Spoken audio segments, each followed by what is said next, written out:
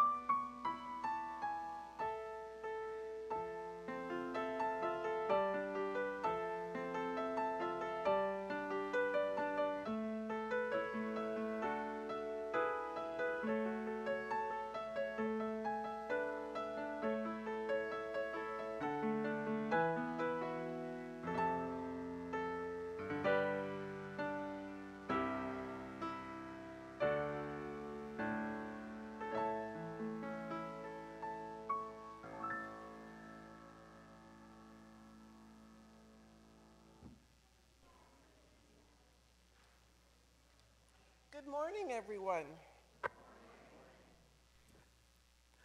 I'm glad to see you all here on this hot day. Welcome to Sunday service at the Unitarian Universalist Fellowship of Gainesville. I am Sue Boone, Worship Associate for this morning. I want to welcome all of you on Zoom, those at our sibling church in Valdosta, and those who are watching from afar. Some of our winter folks are now way up in the northern climes. Lucky them.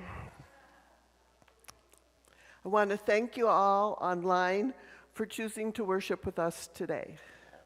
And to those of you here in the sanctuary, I'm glad that you chose to worship with us this morning. I'm a cisgendered, tall woman of European descent. I'm 79 years old. My short hair is turning white around my face, but also further back, I noticed the other day. My pronouns are she and her. This morning I am wearing an aqua top, my UU necklace, black pants. And this pulpit keeps moving, so bear with me. We are privileged to be on this lovely property, which was once the home of the Timucua and Seminole tribes. This morning on the radio, program Florida Frontiers. Anybody listen to that at 7:30 in the morning? I set my alarm especially to listen to that. They talked about the Timucua tribe and their history in their use of herbs. And unfortunately, they died out, as many did, of the illnesses brought from Europe. This weekend, the nation is honoring Memorial Day with many parades, family activities, and special sports activities. Y'all know I'm a sports person, so I have to mention them. The most important is the University of Florida women's softball team is playing today for a position in the NCAA World Series. They got to win today or they're out. But they're playing here, so that's a good thing to be doing. And of course, the Indianapolis 500 is today. Having grown up in Detroit, that was always real important. A lot of the dads of the kids I went to school with were engineers at the plants, and so that was a highlight. So I just grew up with that. As many of you know, a few of our stalwart volunteers have moved away. Boo. As a result, help is badly needed in the sound booth. Erin is running it by herself. She needs assistance and backup. So if any of y'all are willing to learn or even know the sound system and video stuff, she could use your help. Let us be in an attitude of reverence as we begin the service.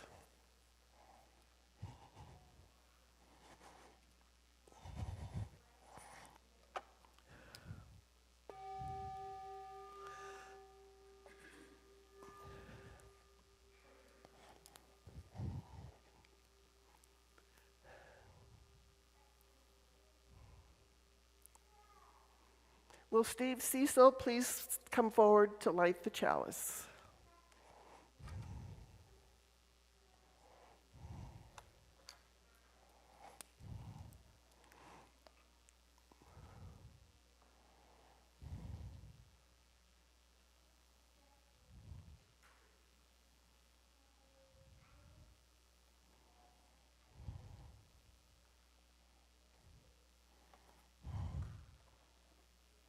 Thank you.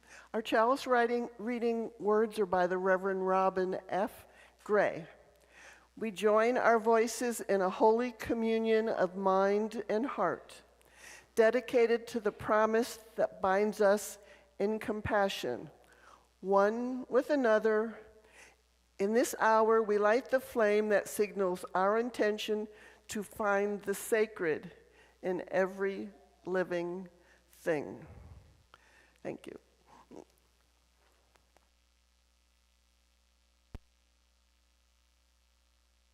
Good morning. It is so wonderful to be here with you today. My name is Reverend Jakaren Bell. I use she, her pronouns, and I am a cisgender queer Black woman with shoulder length locks, wearing yellow glasses and a yellow sweater. Let us welcome the joyful noise of our children in this space, a reminder that their laughter and energy are as much a part of our worship as our words and quiet reflections. I offer you these words today from Theodore Roosevelt. It is not the critic who counts, nor the man who points out how the strong man stumbled, or where the doer of deeds could have done them better.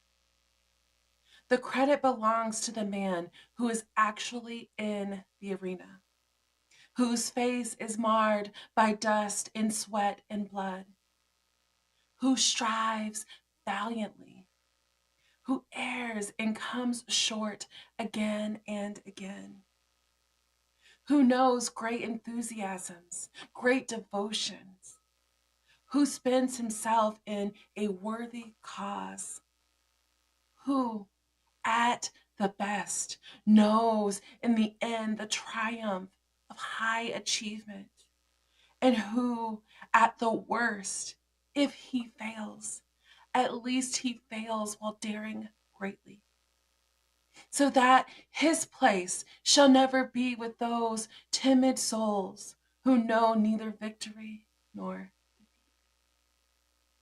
Come, let us worship together.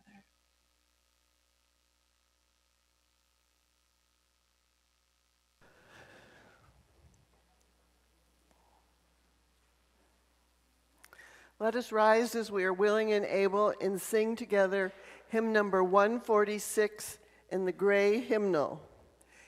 Soon the day will arrive. Hymn number 146.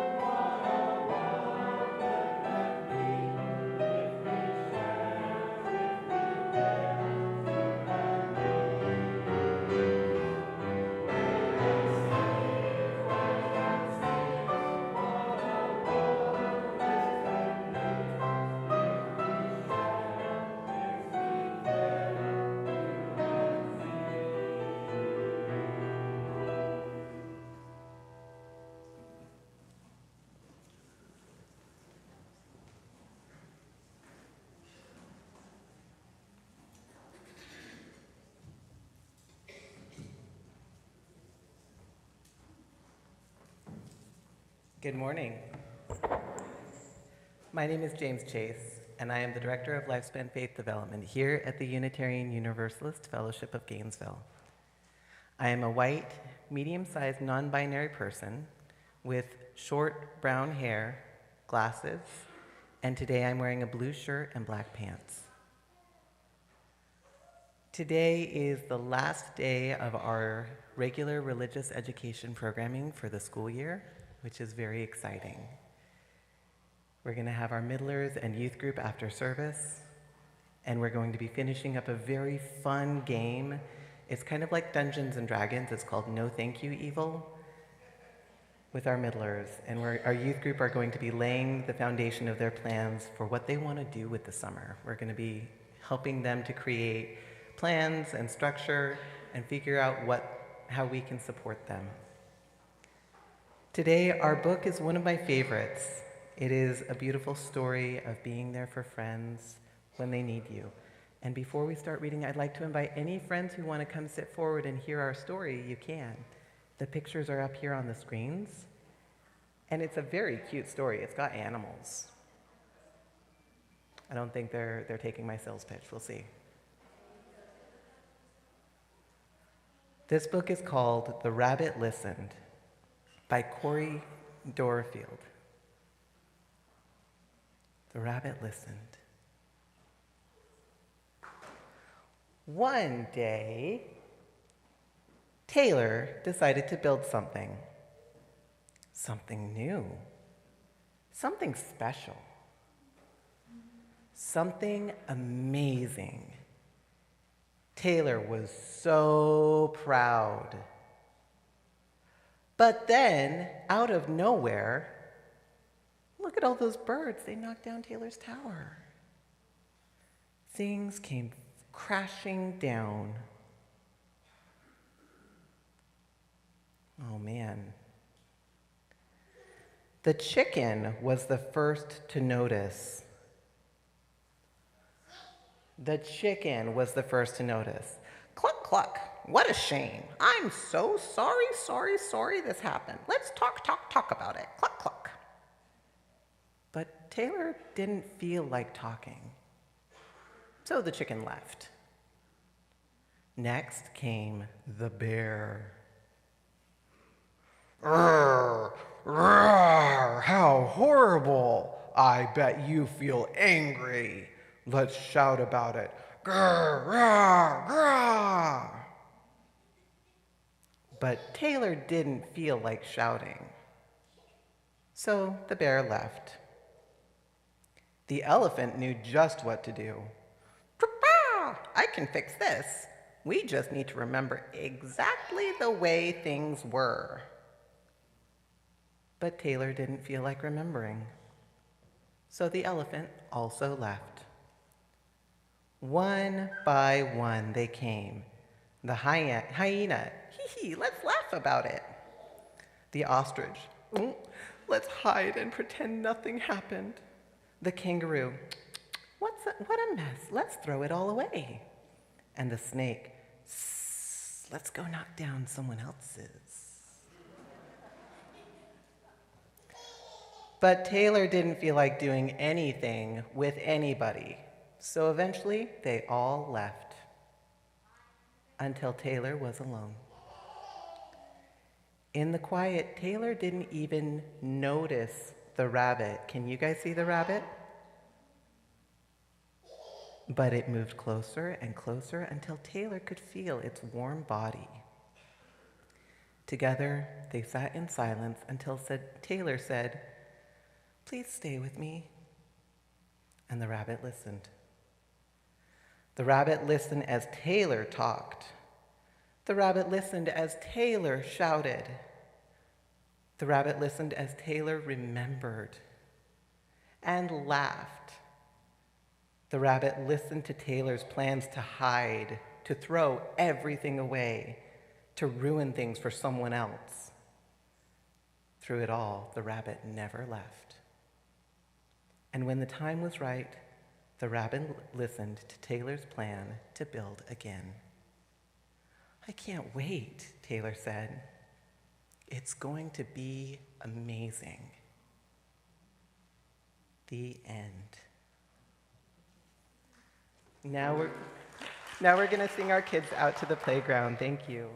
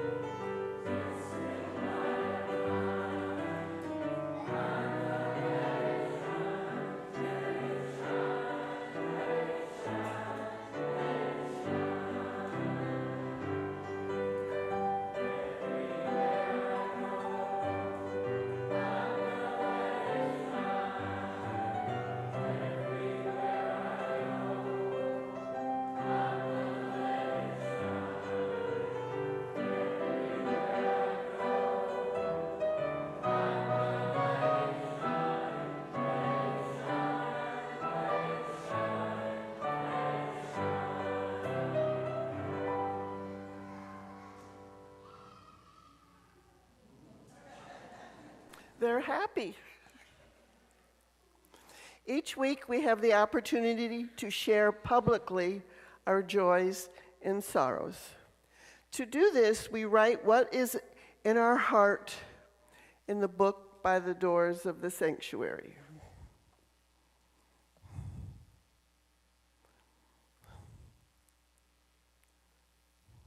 For the joys shared, we join in celebration. For the sorrows and concerns spoken here, may you feel our sympathy and compassion. Our first joy is our visitor today. Judy is here with us today. Judy, please join us for coffee and conversation after the service in the social hall. Okay.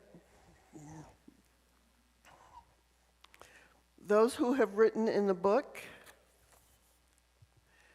A Joy from David Wilkham. I recall with great pride for the men in my family risking their lives during wartime. My grandpa Jameson was a World War I aviator, and my dad was a World War II infantryman. There were also 5 men in my artillery unit who died during my Vietnam tour. Debbie Malikson writes, yesterday we celebrated the life of Carolyn Ziffer. Some of us did not know her very well. Thank you to her family for giving us the joy in learning about her remarkable life of love, learning, and openness. I left hearing her parting word, blessings. Oh. Debbie, are you here? What were her parting words? Oh, blessing? Oh, again. Okay. Renee Richter writes, my friend Haley Beth passed away in a car accident this past Tuesday. Please keep her and her family in your thoughts. Nancy Parkinson writes, please send thoughts to Jean Chalmers. She's in the hospital after falling and breaking some bones. Hopefully, she's a tough bird. Kay Anderson writes, please send loving thoughts and energy to me on Tuesday. Cataract surgery is scheduled for 1 p.m. My great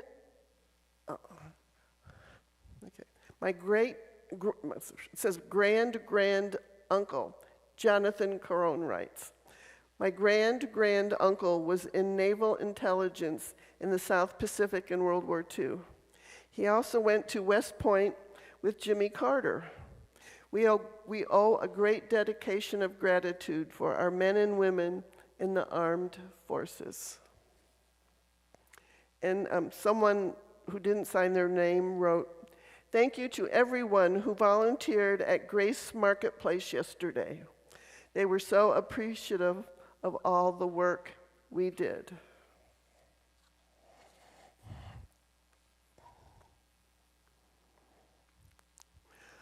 For all that remains unspoken, both joys and sorrows, may the caring of our community offer you both kindness and hope. Please come forward to drop a stone in the water for your joys and sorrows. And afterwards, Kay Anderson, a member of the care team, will drop stones for those folks who are listening virtually.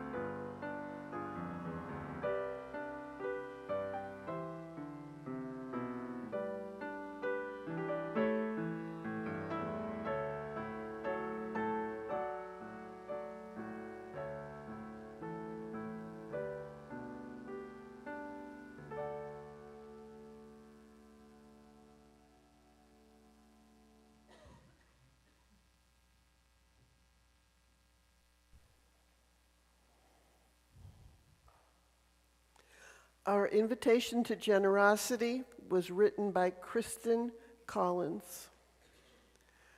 We give to remind ourselves how many gifts we have to offer.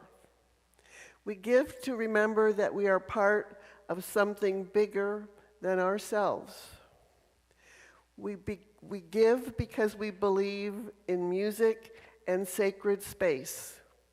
We give we give with the faith that together we have enough. Will the ushers please come forward for the morning offering?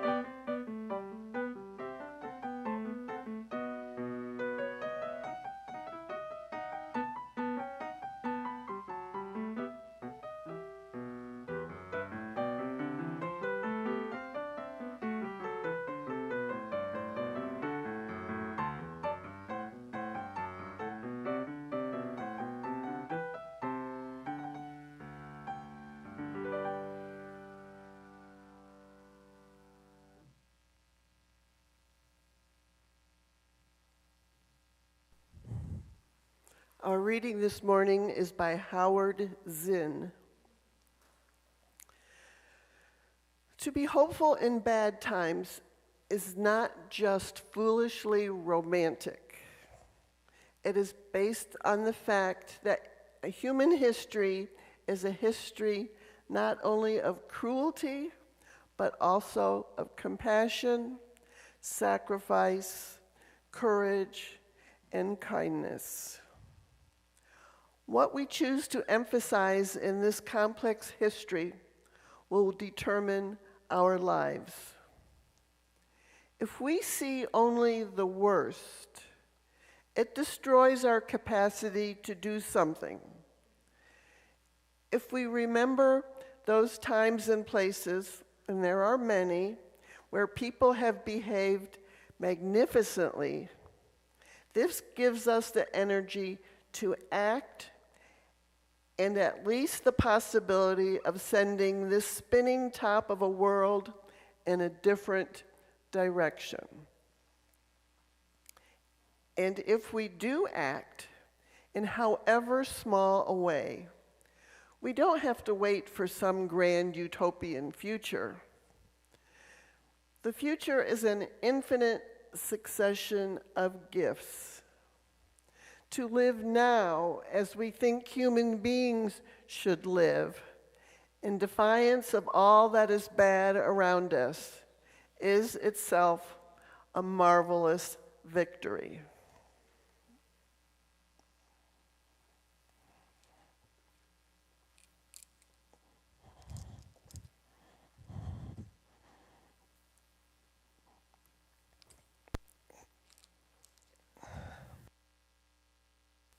Where challenge seems to be a constant companion.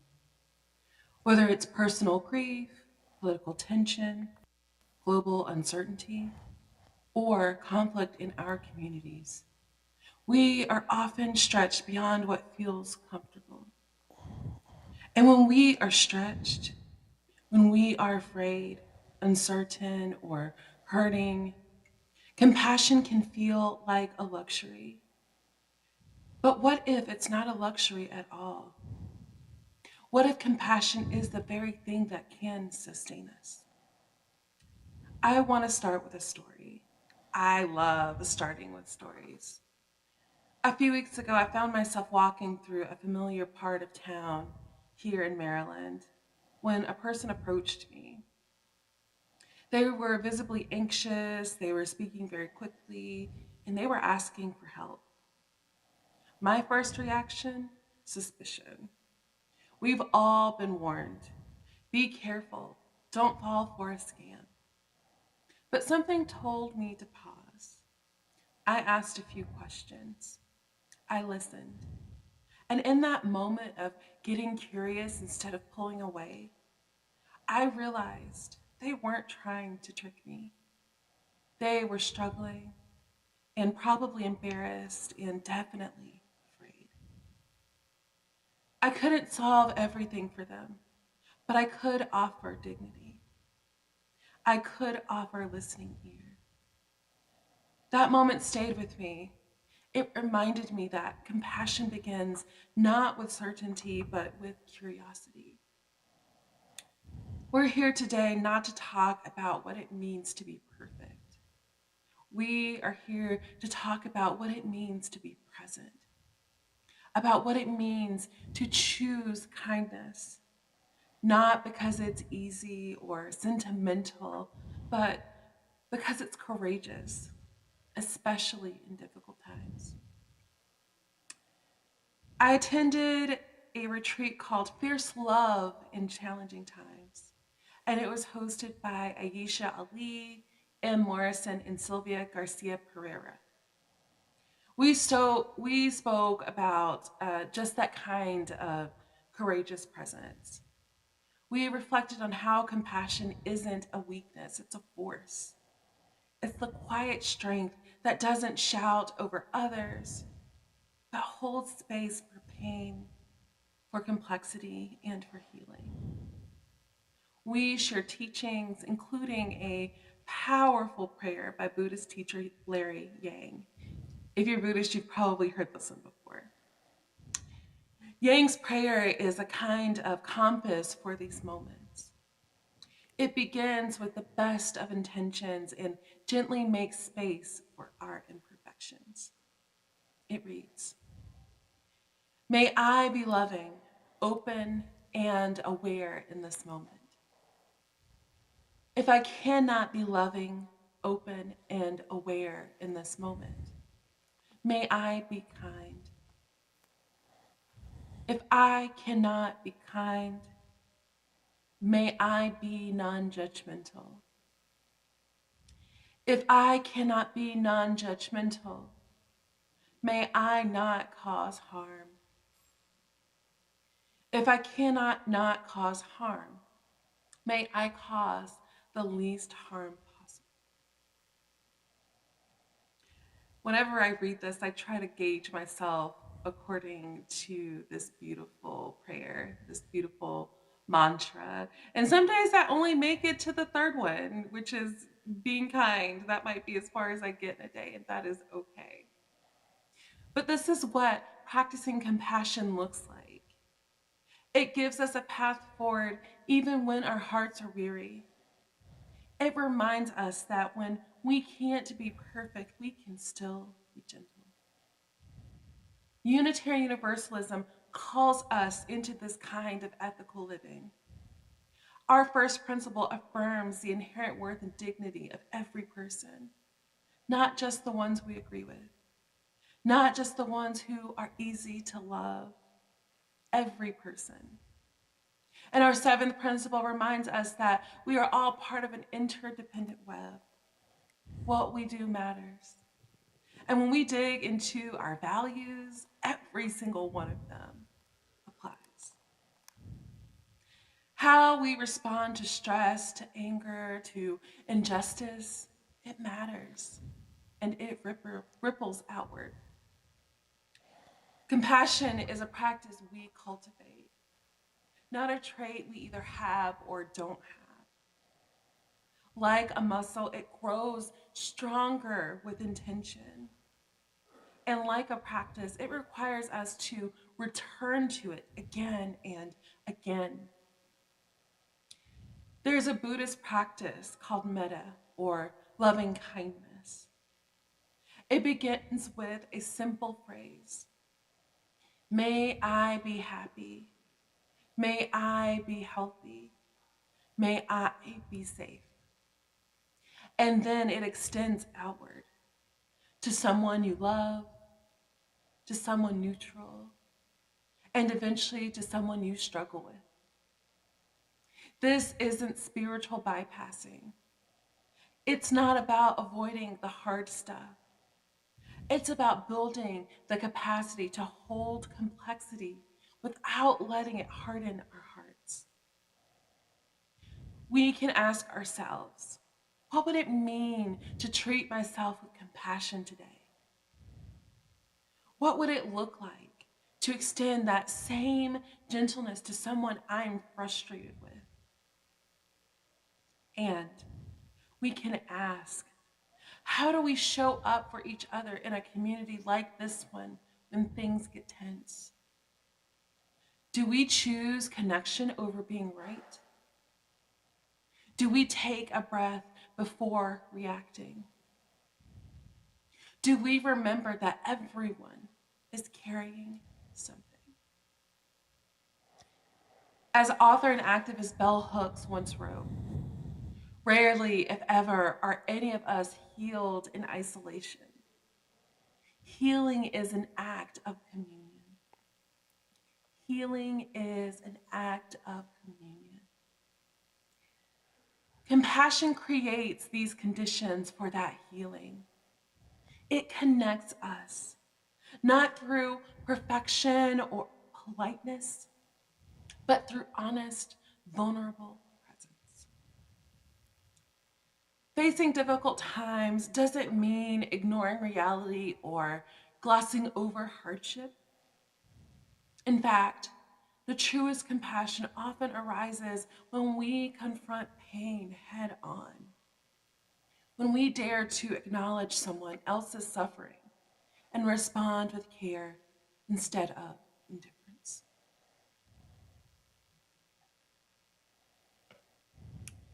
And compassion isn't just something we offer others. It's something we offer and we owe to ourselves. How often do we speak harshly to ourselves and in ways we would never speak to a friend? How often do we rush to judgment when what we really need is patience? Self-compassion is not selfish. It is a necessary part of building our resilience. Let me offer this metaphor, my second favorite type of example. Imagine compassion as a candle in a dark room.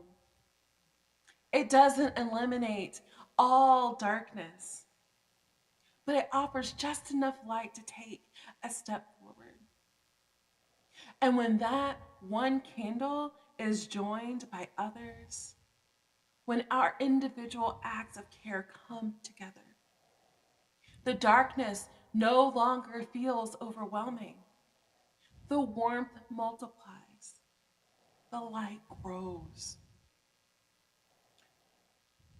We are each called to be bearers of that light, not by always knowing the answers, but by being willing to stay with the questions, not by avoiding the messiness of life, but by showing up with open hands and an open heart. In difficult times, we might be tempted to close ourselves off, to defend, to judge, to retreat. But compassion asks us to do something braver. It asks us to stay soft, to get curious, to listen, to say, tell me more instead of, you're wrong. And it helps to remember, we don't have to do this alone. That's the beauty of beloved community. Here in this space, we get to practice. We get to learn and unlearn together. We get to be human together. And we get to recommit to compassion, even and especially when it's hard. As we close, I want to return to Larry Yang's prayer. I offer it now as a blessing, a closing reflection, and a way forward. May I be loving, open, and aware in this moment. If I cannot be loving, open, and aware in this moment, may I be kind. If I cannot be kind, may I be non-judgmental. If I cannot be non-judgmental, may I not cause harm. If I cannot not cause harm, may I cause the least harm possible. May we meet the week ahead with compassion for ourselves, for those we love, and for those who are difficult to love. May we face challenging times not with fear, but with fierce love. Amen. May it be so.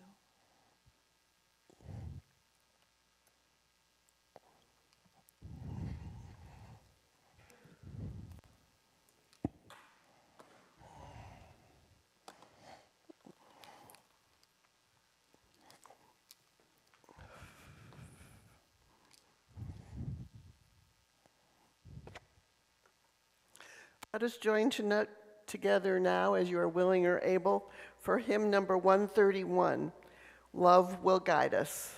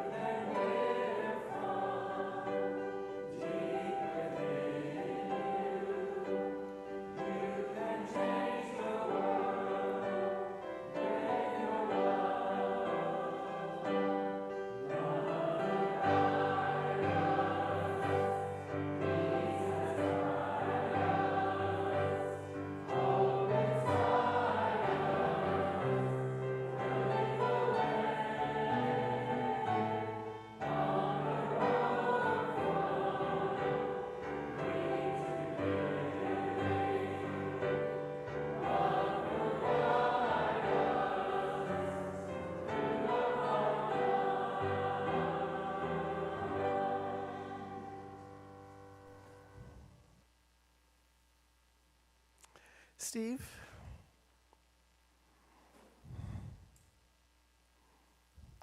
Please join together in saying the chalice extinguishing words as they're found on the screen. We extinguish this flame, but not the light of truth, the warmth of community, or the fire of commitment. These we carry in our hearts until we are together again. Thank you for attending the service today. Join us. We have red, white, and blue cupcakes to celebrate the holiday. So join us in the social hall.